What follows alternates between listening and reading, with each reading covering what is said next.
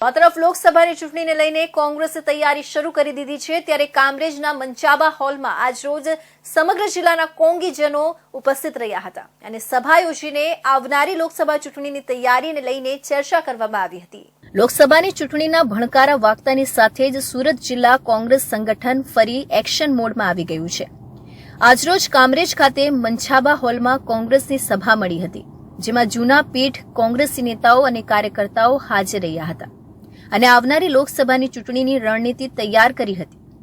સાથે જ ફરી લોકસભાની બારડોલી બેઠક જીતવાનો સંકલ્પ કર્યો હતો। ગુજરાત માટે અને અમારા માટે ગર્વ લેવા જેવી વાત છે કે રાહુલ ગાંધી ભારત જોડો ન્યાય યાત્રા લઈને ચોક્કસ અમારા પર આજના તારીખે ફિક્સ ડેટ નથી, પણ 12 તારીખ સુધીમાં એટલે કે 10 અગર તો 12 આ 2 દિવસની અંદર આપણા મત વિસ્તારમાં એટલે કે બારડોલી લોકસભાના મત વિસ્તારમાં આપણે ત્યાં આવવાના છે અને એના નાતે તૈયારીના ભાગરૂપે જ આ અમારું સંમેલન થઈ રહ્યું છે અને એ સંમેલનમાં અહીંથી પણ ઘણા લોકો જોડાવાના છે, ઉમળકાભેર જોડાવાના। ગઈકાલે પણ અમે સોનગઢ હતા, વ્યારા હતા, એ જગ્યાએ પણ જબરજસ્ત લોકોનો ઉમળકો છે અને જે વિસ્તારમાંથી પસાર થવાના છે તેમાં કઈ ઉમળકાનો હદ નથી, એવી જે પરિસ્થિતિ છે એના નાતે જબરજસ્ત લોકો ભેગા થવાના છે।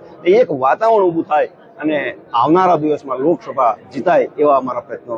કામરેજ ખાતેના આજના કોંગ્રેસના કાર્યક્રમમાં સુરત જિલ્લા પ્રમુખ મનહરભાઈ પટેલ, પૂર્વ ધારાસભ્ય આનંદભાઈ ચૌધરી, કામરેજ કોંગ્રેસના આગેવાન જિગ્નેશભાઈ પરમાર સહિતના આગેવાનોએ અનેક નેતા અને કાર્યકર્તાઓની કોંગ્રેસમાં ઘર વાપસી પણ કરાવી હતી।